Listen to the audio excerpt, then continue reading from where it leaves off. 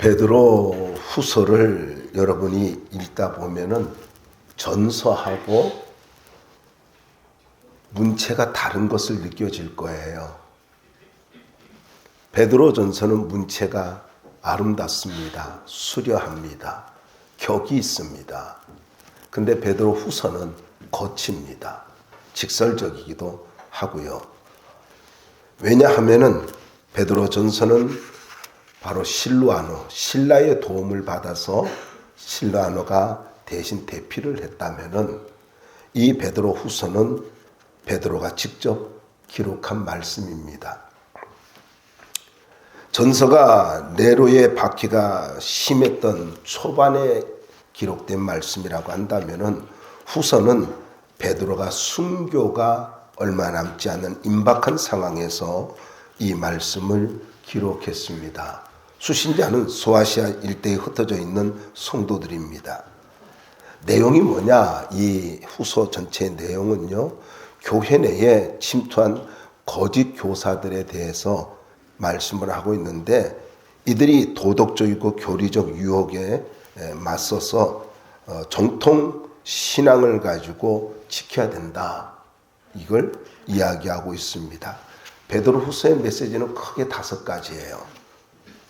첫 번째는 예수님을 아는 지식과 열매로 신앙의 리더들을 이야기하고 있습니다. 그래서 신의 성품에 참여한 자들답게 살아야 된다라는 것입니다. 합당한 열매를 맺으면서. 얼른 이해가 안 되죠. 조금 이따 말씀드릴게요. 저와 여러분은요, 하나님의 성품에 참여한 자들이에요. 구원받았다는 것이 뭘 의미하냐면은 하나님의 성품에 참여했다, 이겁니다. 두 번째로는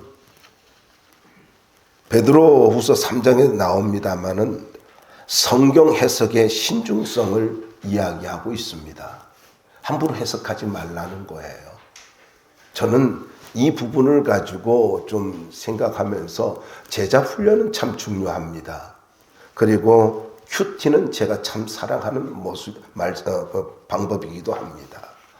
그런데 어중간한 신학적인 지식도 없이 어중간한 신앙을 가지고 짧은 지식을 갖고 큐티를 그러다 보면은 자의적 해석이 많이 들어갑니다.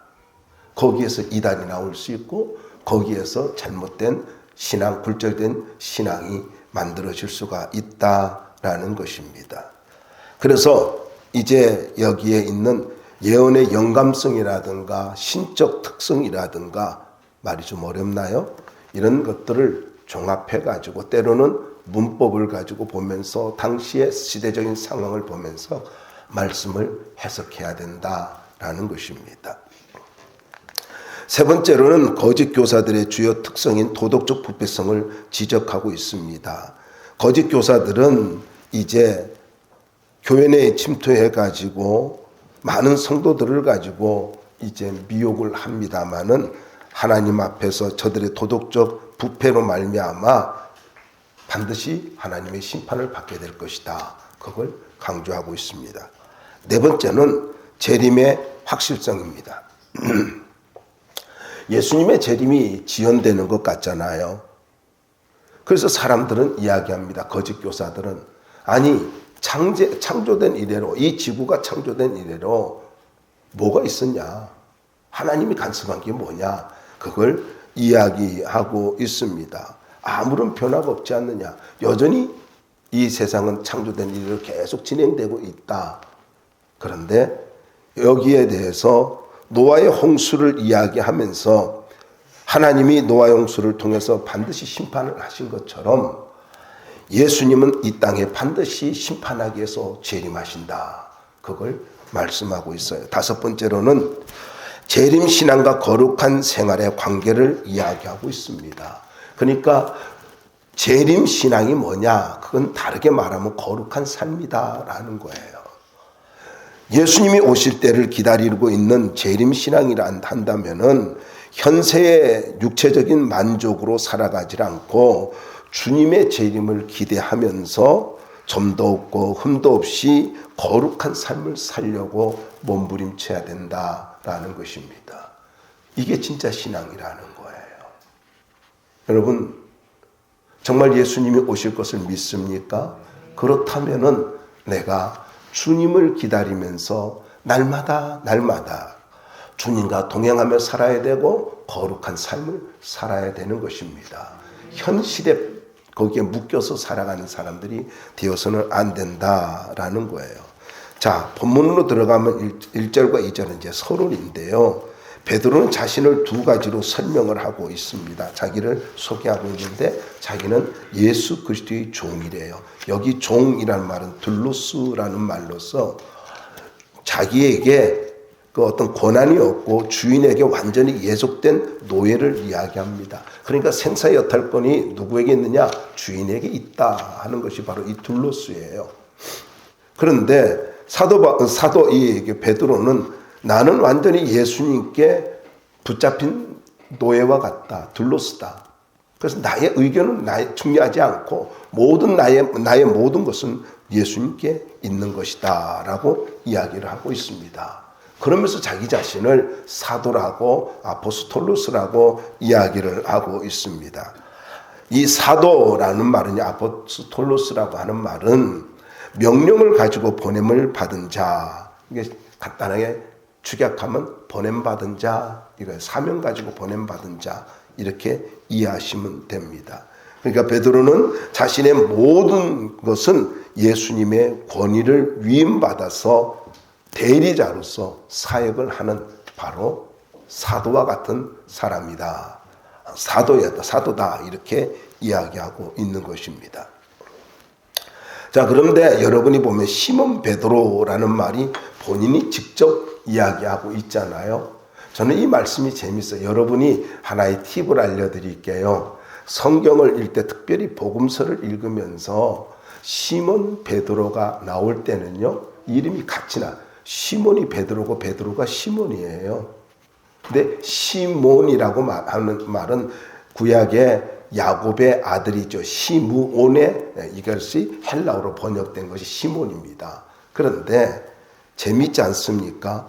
여기에 시몬 자기 이름을 두 가지로 이야기할 때가 있어요. 근데 그때는 자기가 말하는 게 아니고 복음서를 기록한 자가 시몬 베드로 이렇게 이야기를 해요.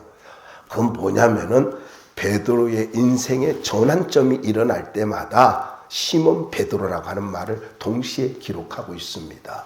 그래서 여러분이 복음서를 읽다 보면 시몬 베드로가 나오면은 베드로의 전환점이구나 이렇게 이해하시면 돼요. 근데 본인이 직접 이렇게 시몬 베드로라고 이야기하고 있습니다. 베드로는 반석이잖아요. 그러니까 무슨 말이에요? 나는 반석과 같은 사람이기도 하고 갈대와 같이 흔들리는 시몬이기도 하다. 그걸 표현을 하고 있는 거죠. 그런데 예수 그리스도를 하나님과 구주라고 아주 간략하게 고백하고 있습니다. 그러면서 그 하나님과 예수님의 그 구세주의 의를 힘입어서 자기가 이제 보배로운 믿음을 갖게 되었다라는 것을 이야기하고 있어요. 여기 의를 힘입어라고 하는 말은 구속 사역을 믿는 믿음을 통해 성도에게 주어진 법정 개념의 의입니다. 그러니까 확실한 의를 가졌다는 거예요. 흔들리지 않는, 변하지 않는 법적으로 선포된 의를 구원받은 자는 가지고 있는 거예요. 그래서 여기에 이 말은요, 의를 힘입어라고 했을 때 여러분 확신을 가져야 될 것은요, 우리는 어떠한 상황 가운데서도 하나님 앞에서 구원받은 하나님의 자녀라는 거예요. 모든 부끄러움이 덮여져 버린 의로운 자녀라는 것입니다. 이걸 성도라고 해도 되는 말이죠.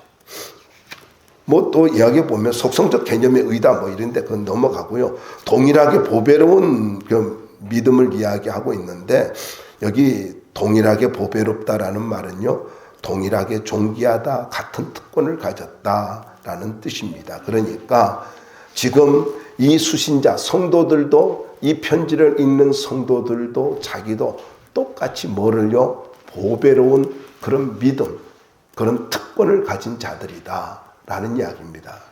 이건 우리에게도 마찬가지예요. 여러분 우리 모두는요, 하나님께로부터 참으로 귀한 특권을 가진 자들입니다. 이거 잊지 말아야 돼요. 그냥 교회 다닌다고요? 아니요. 그런데 이것이 나의 노력이나 어떤 그런 의지로 된 것이 아니라 받았다라는 말이 있죠. 받은이라는 말은요, 제비 뽑아 얻다, 획득하다, 할당을 받았다, 이런 뜻이에요. 그러니까 보배로운 믿음을요, 내 의지가 아니라 하나님에 의해서 할당되어진 거예요. 여러분 잘 기억하셔야 돼요. 나의 믿음이 어떤 것인 줄 아세요?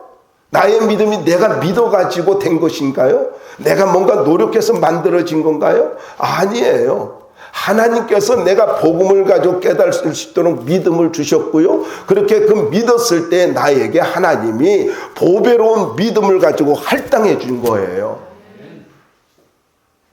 주어진 선물이에요. 그리고 특별히 2절에 보면 알미라는 말이 있잖아요. 안다. 에피그노시스라는 말입니다. 그노시스와는 다릅니다. 조금 이따가 그노시스에 대해서 말씀드릴 건데, 일반적인 지식, 식별, 이렇게 분별 얘기할 때 바로 이 그노시스라는 단어를 쓴다면은, 에피그노스는요, 온전하고 철저히 아는 것, 온전한 지식을 이야기합니다. 그래서 우리가 예수님을 가지고 온전하게 알았다는 거예요. 근데 그렇지 않잖아요. 알아요? 많이? 모르잖아요. 그런데 그렇게 여겨주는 거예요. 자, 그러면서 이렇게 정리를 하면 좋습니다. 하나님과 예수님의 깊고 참된 그 지식을 소유하게 되면서 우리가 은혜와 평강을 누리게 되는데, 이걸 가지고 더욱 많을지어다라는 말은 더욱 증가된다라는 걸 말하고 있습니다. 그러니까 계속해서 우리의 그 에피그노시스도 그렇고 우리의 믿음도 그렇고 계속해서 증가되어지기를 원한다. 이걸 지금 말하고 있습니다. 여기서 우리가 생각할 수 있는 게 뭐냐면요, 우리의 믿음은 멈추면 안 된다는 거예요. 계속해서 알아가야 되고 계속해서 성장해 가야 된다라는 것입니다. 자, 첫 번째 3절로부터 4절 말씀을 통해서 성도는 신성한 성품에 참여한 자들이다 라는 것입니다. 가끔 사람들이 그래요. 저는 그분이 참 진실하다고 생각해요. 나 원래 그런 사람이에요. 나 원래 그런 사람이에요. 맞아요. 근데 예수 믿는 사람은, 여러분 3절 한번 읽어봅시다. 3절 함께 읽어볼까요? 시작. 그의 신기한 능력으로 생명과 경건에 속한 모든 것을 우리에게 주셨으니 이는 자기의 영광과 덕으로서 우리를 부르신 이를 알므로 말미암음이라. 또 알므로 나오죠. 신기한 능력이라는 말은 신성한 능력, 신령한 능력을 이야기하는 건데, 전능하신 하나님의 능력을 말할 때 이 단어를 사용하고 있습니다. 그러니까 성도들은 예수님의 능력을 통해서 생명과 경건에 속한 모든 것을 누리게 되었다라는 거예요. 그런데 물어보자고요. 생명은 뭐예요? 예수님을 알므로 우리가 이 생명을 얻게 되었어요. 이거는요, 바로 영원한 생명, 영생이죠. 그래서 저와 여러분은 예수님을 알므로 구원받은 영원한 하늘나라 생명을 가진, 부활의 생명을 가진 자들인 것입니다. 그런데 그 다음에 나오는 말이 우리를 생각하게 만들어요. 경건이라고 하는 단어입니다.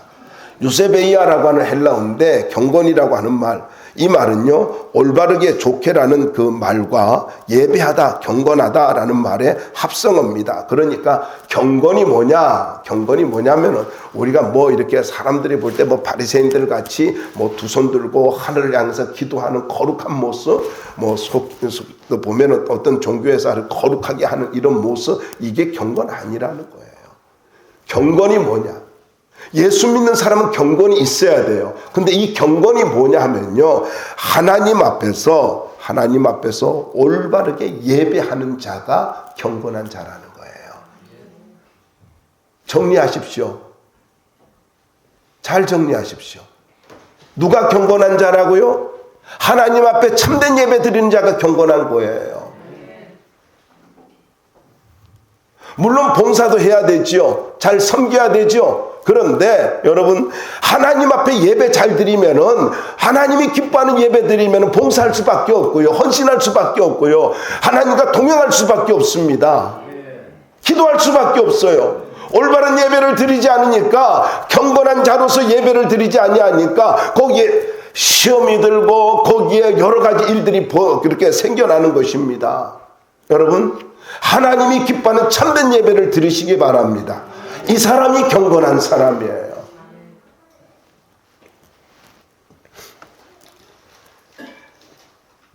다시 말씀드리고 싶습니다. 여러분, 구원받은 사람이 하나님의 뜻에 순종하면서 올바른 예배를 드리는 것, 이것이 경건한 자라는 거 잊지 마시고, 저와 여러분이 하나님의 자녀라고 한다면 반드시 예배에 성공하는 자들이 되어야 합니다.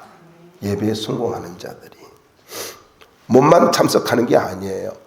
그 다음에 영광과 덕이라는 말이 나오지 않습니까? 이 덕이라는 말은 5번 나오는데 굳이 말씀 안 드릴게요. 덕이 뭐냐 하면요, 겸손이나 순결과 같은 도덕적 탁월함, 생각, 느낌, 행동의 덕스러운 태도, 이게 바로 덕입니다.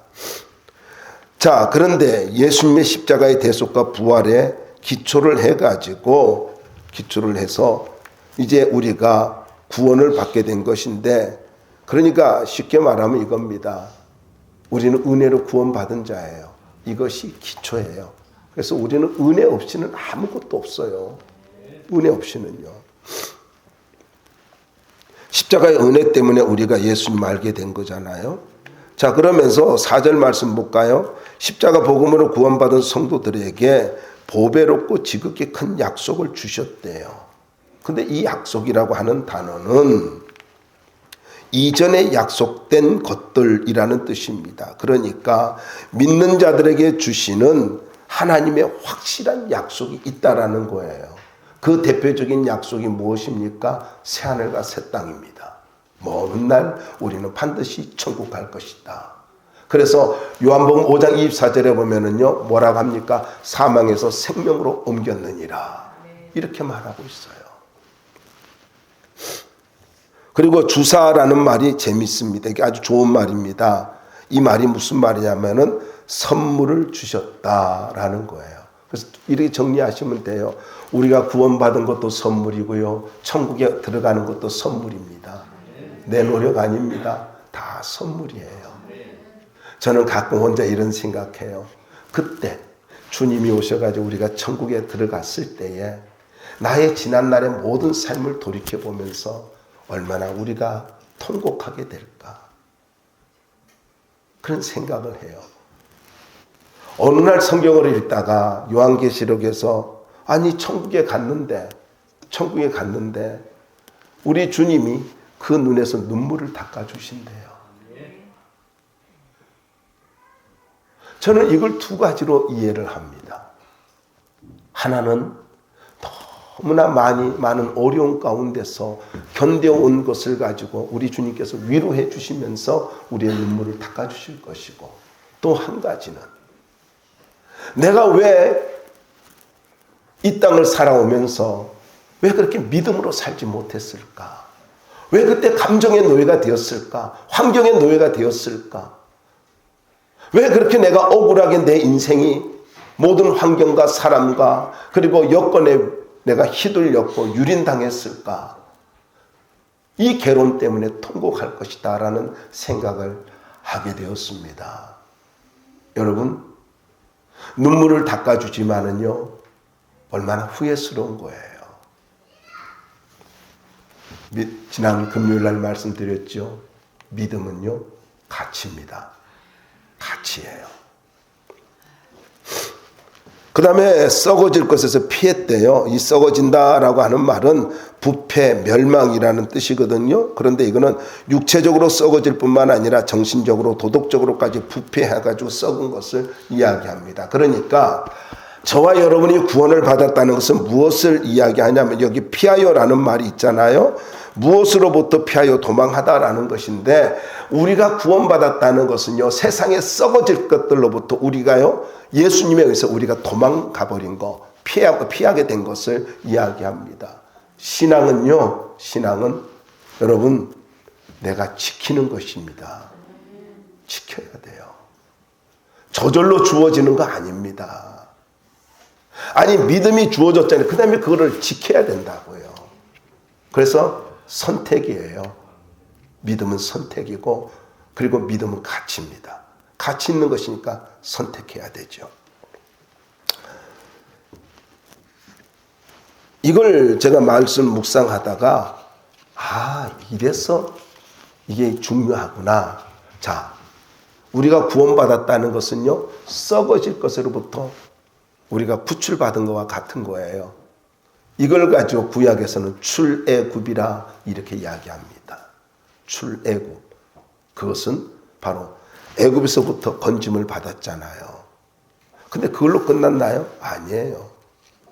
여기 재밌는 말이 신성한 성품에 참여하는 자가 되었대요.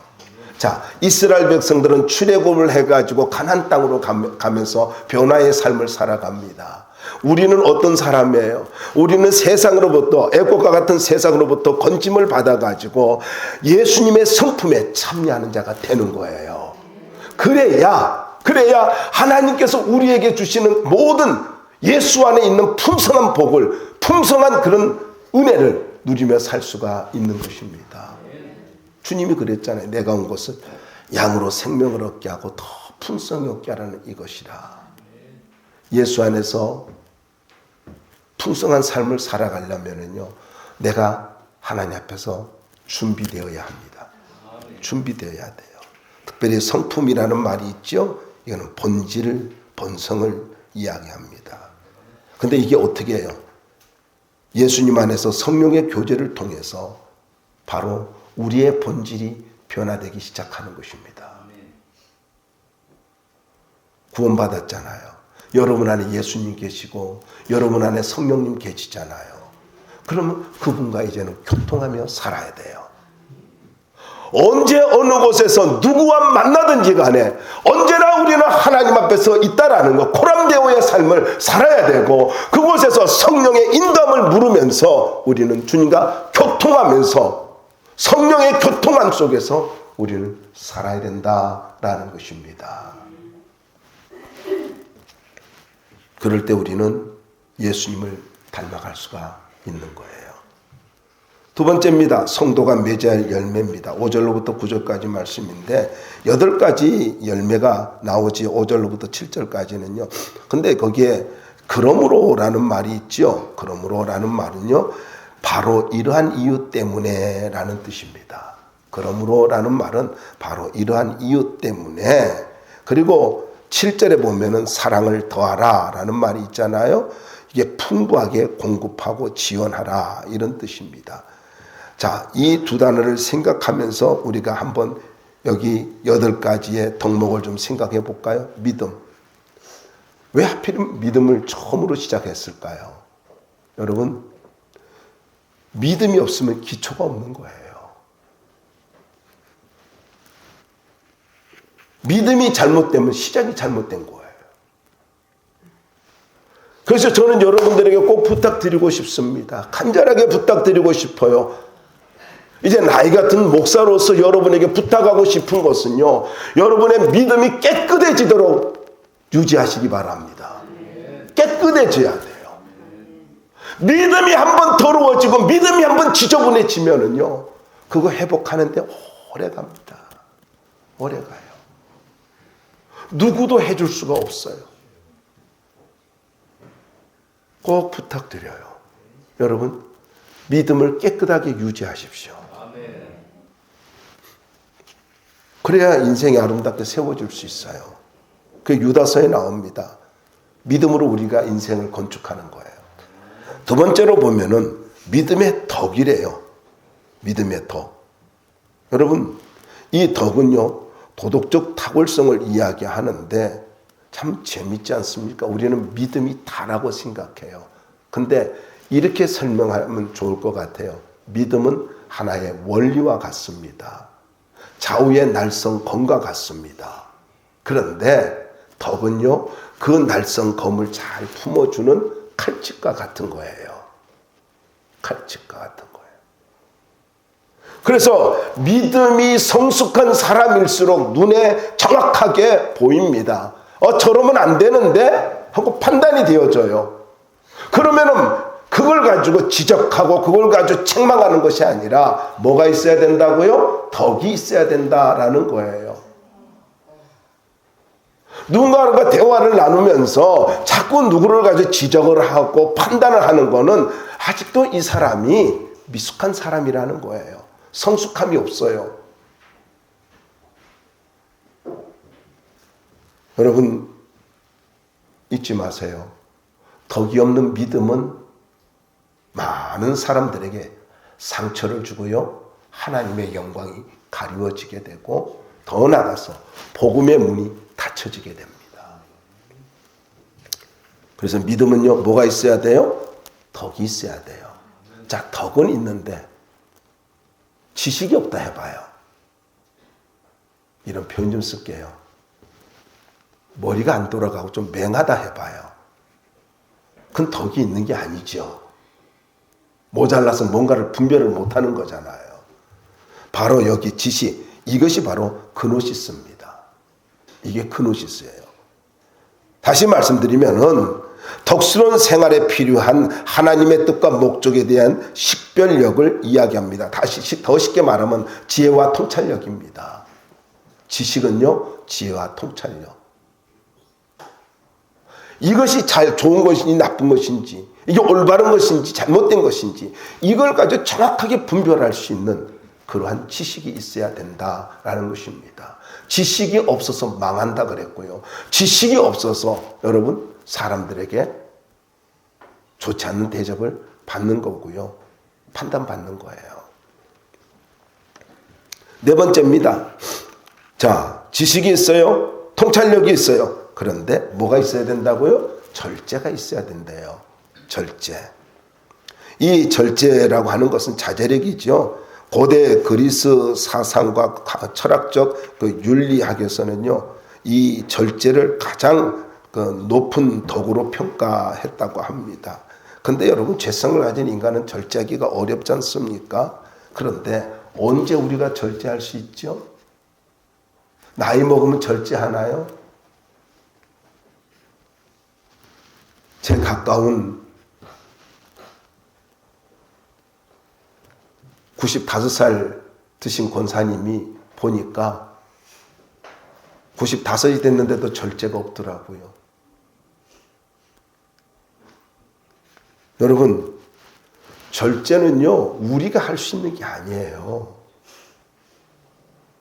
절제는 오직 성령의 충만함 속에서 나오는 열매입니다. 성령의 9가지 열매 중에 절제가 있어요. 그래서 우리가 절제를 할 수 있는 성숙한 믿음의 사람이 되려면 말하고 싶은 것을 참습니다. 행동하는 것을 참습니다. 어떤 그런 내가 결단하고자 하는 것들을 참습니다. 조금 이렇게 신중하게 하면 이 모든 절제가 언제 이루어져요? 성령 충만해야 이루어지는 거예요. 우리가 늘 후회하는 이유가 뭐예요? 그때 조금 참았더라면.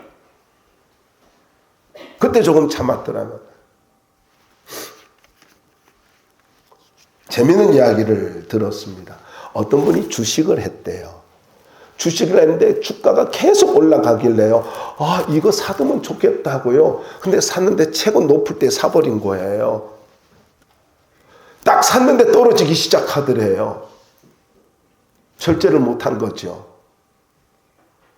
혹시 여러분 중에 그런 분 계시나요? 없겠죠? 여러분 다 지혜로우니까. 그래서 여러분, 우리가 살아가면서요, 성령의 충만 없이는 살아가기가 어렵습니다. 그 다음에 보면은요, 인내입니다. 여러분, 절제를 함에도 불구하고요, 바로 인내. 이거는 힘들고 어려운 상황에서 도망가지 않고 자기 자리를 지키는 것을 인내라고 합니다. 히포모네라는 말이에요. 그러니까 하나님 앞에서 믿음을 지속시키는 능력입니다. 인내가 뭐라고요? 믿음을 지속시키는 능력이에요. 변덕을 부리는 사람이 아니라, 감정의 기복이 심한 것이 아니라 바로 믿음을 지속시키는 거예요. 그래서 어떤 사람이 성숙한 사람이냐? 인내하는 사람이 성숙한 사람이에요. 인내하는 사람. 그래서 부모는 오래 참습니다. 성숙한 자는 오래 참아요. 애들은 못 참아요. 애들 다 키워봤잖아요. 6번째입니다. 경건 아까 말씀드렸지 않습니까? 경건은요, 올바르게 하나님께 예배 드리는 것입니다. 여러분, 하나님 앞에 올바르게 예배 드리는 것, 하나님의 뜻에 순종하면서 예배 드리는 것, 이것이 바로 경건이다. 그 경건에 뭐가 있어요? 저는 이 말이 참 은혜가 됐습니다. 경건에 올바른 예배를 드리는 자는 형제 우애가 있어야 되는 거예요.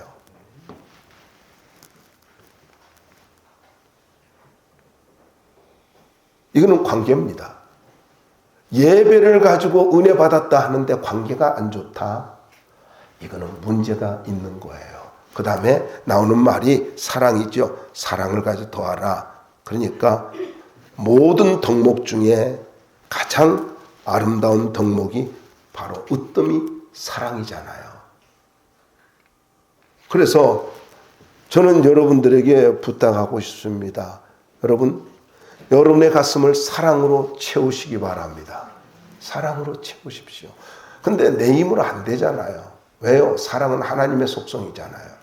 그래서 기도하십시오. 하나님, 저는 강단에 올라올 때 늘 요즘 빼놓지 않고 기도하는 게 뭐냐면은, 하나님, 내 이상만이라고 하는 이러한 인간의 모습으로 설교하지 않고, 오랜 경험을 갖고 설교하지 않고, 사랑으로 설교할 수 있게 해주십시오. 저 그 기도를 하고 올라와요. 사랑으로 설교할 수 있게 해달라고. 누가 이렇게 완벽한 이렇게 8가지 품성을 가질 수 있나요? 없어요.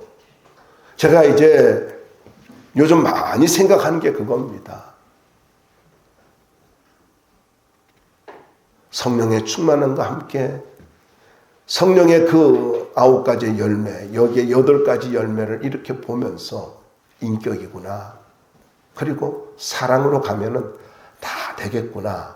이 생각을 하는 거예요.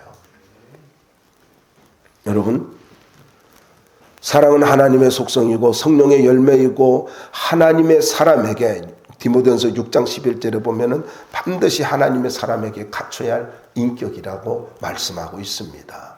그럼 목사만일까요? 아니요. 우리 모두가 사랑으로 살아야 됩니다. 그런데 이제 8절 말씀을 한번 읽어봅시다. 8절 한번 읽어주실래요? 시작.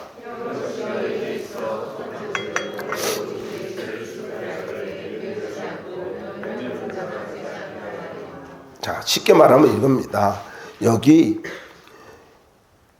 이 편지를 받는 소아시아의 성도들은요, 이 8가지 성품이 있었나 봐요. 그래서 이런 것이 너희에게 있어 흡족한즉, 베드로가 흡족했대요. 이 흡족하다라는 말은 풍성하다, 넘치다라는 말의 현재 분사형이거든요. 그러니까 베드로는 이 소아시아 교회 성도들을 보면서 너무 만족한 거예요. 너희들에게 이 4가지 품성이 있어 너무 좋다. 그런데 이렇게 예수님을 알기를 게으르게 하지 말으라고 이야기하고 있습니다. 게으르다라는 말이 있죠. 이 말이요, 무서운 말입니다. 뭐냐면은 쓸모없다, 일이 없다, 실직하다, 이런 뜻이거든요. 그러니까 하나님을 알아가는 일에 쓸모없는 인생이 되지 말라는 거예요. 꼭 필요한 사람이 되라는 거예요. 저는 새벽에도 말씀을 드렸습니다마는요, 여러분, 우리가 하나님을 알아간다는 것이 인생에 얼마나 중요한 건지 몰라요. 하나님을 알아가는 만큼, 지난 금요일에 설교했는데, 알아가는 만큼 내 인생이 달라지는 거예요. 근데 여러분 보자고요. 사람이 왜 망한다 그렇습니까? 성경에 보면은요, 내 백성이 지식이 없어서 망한다라고 말하고 있어요. 그러면서 하나님을 알되 힘써 여호와를 알자라고 말하고 있거든요. 여러분, 하나님을 알지 못하면 열매도 없습니다. 그리고 인생이요, 어려움을 당할 수밖에 없어요. 그래서 저는 이 말씀 보면서 이런 생각이 들어요. 여러분, 하나님 앞에 쓸모있는 사람, 유익한 사람, 가치 있는 사람으로 살 수 있기를 바랍니다. 그러려면 뭐 해야 돼요? 하나님 알아가야 돼요. 알아가야 됩니다. 그럼 열매 없는 자는 어떤 사람인가? 9절 한번 읽어볼까요? 9절 한번 읽어주세요. 시작.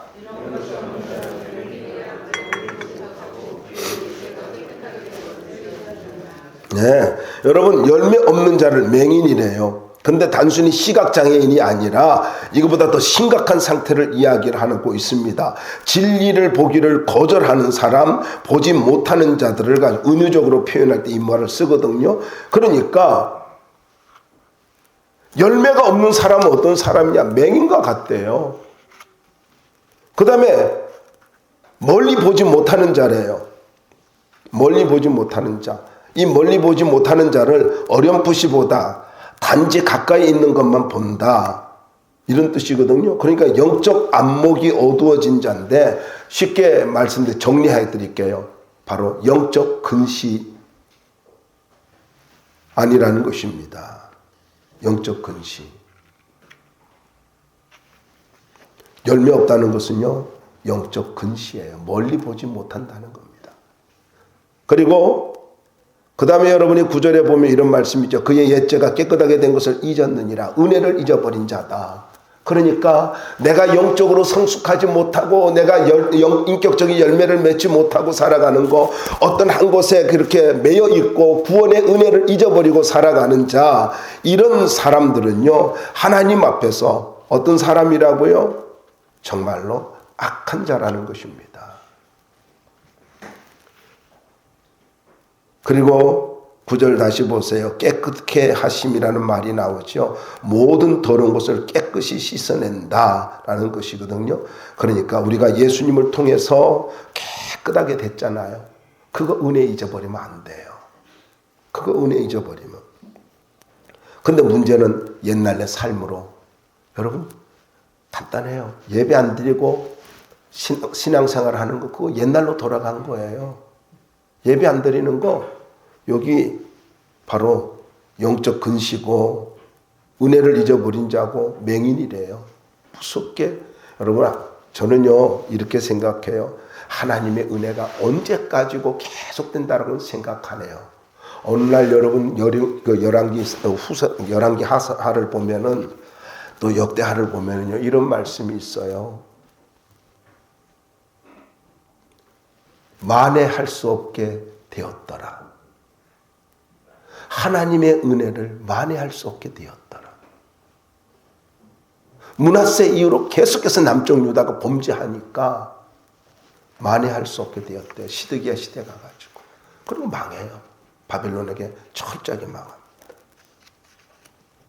하나님 날 불러주실 때가 은혜고요. 말씀이 들릴 때가 은혜입니다. 저는 여러분들에 꼭 부탁드리고 싶어요. 야곱이 마지막에 지팡이를 의지하고 경배한 것처럼 내 생명 끝나는 순간에도 하나님 앞에 예배하다가 갈 수 있기를 바랍니다. 찬송가의 가사도 있잖아요. 광야에서도 내 목숨이 호흡이 있는 그 순간에도 우리는 뭐 해야 돼요? 예배하며 살아야 돼요. 마지막입니다. 10절과 11절 말씀 통해서 영적 성장의 결과는요, 실족하지 않게 된대요. 실족하지 않게 된대요. 간단하게 정리할게요. 쭉 써왔긴 했는데, 흔들지 말고 굳게 하래요. 확실하게 굳게 하는데, 영적으로 성장하면요 넘어지지 않습니다. 성장하지 않으니까 넘어지는 거예요. 간단한 내용이에요. 실족이라는 말이 있잖아. 이 실족이라는 말은 달리는 말이 발을 가지고 헛디뎌 가지고 넘어지는 거, 디딤돌에서 미끄러지는 거, 이걸 이야기합니다. 어떻게 말이 잘못 밟아가지고, 우리 각 영화 보잖아요. 말이 막 달리다가 잘못해가지고 막 넘어져 버리잖아요. 그런 거 전쟁터에서 그런 걸 이야기해요. 그러니까 여러분, 얼마나 큰 상처, 자기만 다치나요? 아니요. 말 위에 탄 사람도 다치잖아요. 마찬가지로 주변에 있는 사람이 상처받아요. 그러므로 저는 여러분을 위해서도 그렇고요, 여러분 주변에 있는 사람을 위해서도 영적으로 성숙하시기 바랍니다. 성숙해야 돼요. 온갖 오물을 뿜어내는 그러한 거친 사람 되지 마시고 그냥 누가 보더라도 은혜스러운 사람, 그런 사람으로 성숙한 인격을 가진 사람으로 살아갈 수 있길 바랍니다. 두 번째는 천국에 들어가게 된대요. 천국에. 11절에 보세요. 이같이 하면 우리 주 곧 구주 예수 그리스도의 영원한 나라에 들어감을 넉넉히 너에게 주시리라. 넉넉히 그리고 주시리라. 여러분, 하나님의 거룩한 은혜를 가지고 넉넉히는 하나님의 거룩한 은혜를 이야기하고요. 주신다, 공급한다라는 말하고 7절하고 같은 것입니다. 그러니까 거룩한 하나님의 은혜로 천국에 들어가게 된다라는 것입니다. 결론이에요. 여러분, 우리에게는 예수님의 성품이 있어야 됩니다.